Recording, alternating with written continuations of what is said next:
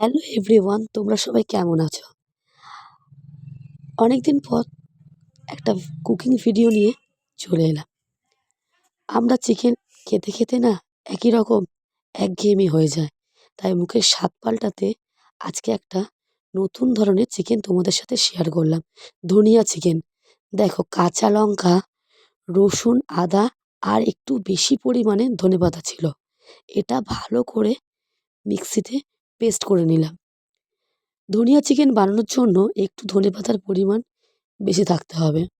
এবার কড়াইতে তেল গরম করতে দিয়ে লাল লাল করে আলুগুলো ভেজে নিলাম। আলু হলো অপশনাল, আর আমরা বাঙালি বস, আলু ছাড়া কি চলে? আর একটা টিপস তোমাদের সাথে শেয়ার করি। আলু দেওয়ার পরে দেখবে তেল খুব ছেটে। এর জন্য ওর মধ্যে একটু নুন দিয়ে দেবে, দেখবে আর তেল ছিটবে না। হ্যাঁ, আলু ভাজার তেলের মধ্যে আবার পরিমাণ মতন একটু তেল দিয়ে ওর মধ্যে তেজপাতা, গোটা এলাচ, লবঙ্গ আর দারচিনি দিয়ে দিলাম। দিয়ে এবার কুচনো পেঁয়াজগুলো দিয়ে দিলাম। দিয়ে কুচনো পেঁয়াজগুলো দেওয়ার পরে লাল লাল করে ভেজে নিতে হবে। আর একটা তোমাদেরকে কথা বলি, আমার ভয়েসটা শুনতে হয়তো তোমাদের প্রবলেম হতে পারে। আমার গলা ধরে গেছে, এই জন্য আমি অনেকদিন ভিডিও তোমাদের সাথে শেয়ার করতে পারিনি। তো আজকে আমি এভাবেই শেয়ার করছি। যদি কোনো প্রবলেম হয় আমাকে ক্ষমা করে দিও। হ্যাঁ, আর পেঁয়াজগুলো লাল লাল করে ভাজার পরে এরপরে ওর মধ্যে পরিমাণ মতন চিনি দিয়ে দিয়েছিলাম, যাতে কালারটা ভালো আসে। এবং টমেটোটাও দিয়ে দিলাম কোচানো। এবার এক এক করে চিকেনগুলো দিয়ে দিলাম। দিয়ে এবার পেঁয়াজের সাথে ভালোভাবে কষিয়ে নিচ্ছি। আর একটা জিনিস লক্ষ্য রাখবে, আমি কিন্তু এখনও পর্যন্ত কোনো রকম আদা রসুন ইউজ করিনি।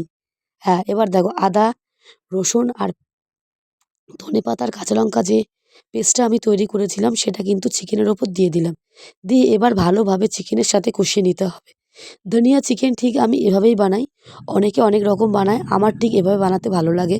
আর তোমরাও একবার এভাবে বানিয়ে খেয়ে দেখো, আশা করি তোমাদেরও ভালো লাগবে। হ্যাঁ, এবার এর মধ্যে চিকেনগুলো ভালোভাবে কষিয়ে নিচ্ছি। ঢাকা দিয়ে দিলাম। চিকেন থেকে যে জলটা বেরোবে ওটা দিয়েই সিদ্ধ হয়ে যাবে চিকেনটা। এবার দেখো, ভেজে রাখা আলুগুলো দিয়ে দিলাম।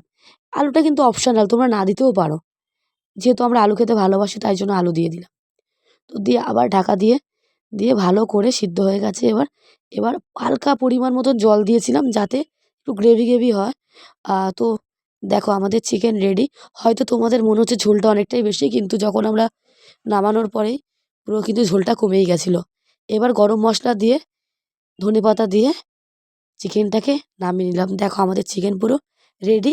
ধনিয়া চিকেন। তোমরাও কিন্তু ঠিক এভাবে বানিয়ে খেয়ে দেখো। আর আমাদেরকে জানাতে ভুলো না কেমন লাগলো। যদি ভালো লাগে আমাদের রান্নাটি, আমাদের চ্যানেলটি like, comment, share and subscribe করে দিও। টাটা, ভালো থেকো, সুস্থ থেকো। দেখো কতটা ডেলিশিয়াস লাগছে না? ভীষণ সুন্দর হয়েছিল খেতে।